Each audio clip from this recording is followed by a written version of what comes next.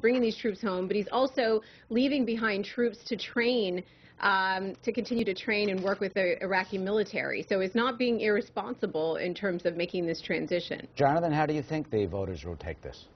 Well, I tend to think what the main thing that it does is it kind of takes off the edge of the Hillary Clinton criticism of Obama back in 2008. Remember when she ran that 3 a.m. ad against Obama, insinuating that he wasn't ready to take a late-night telephone call from a foreign leader? So I think it does a little bit in that regard to assuage some of those early concerns that they had about Obama. But in terms of voters looking at the 2012 election, this is not going to have very much impact at all. Voters are mostly concerned about the economy. They're concerned about the fact that for the last 3 years we've seen no job growth. We've seen the economy get worse despite all of this stimulus and all of these things that the president has tried to do.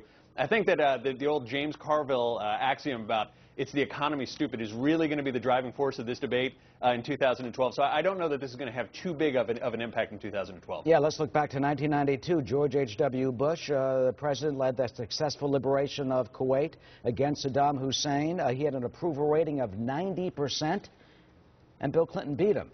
President Obama now has an approval rating of more than half that, 42%, Jonathan.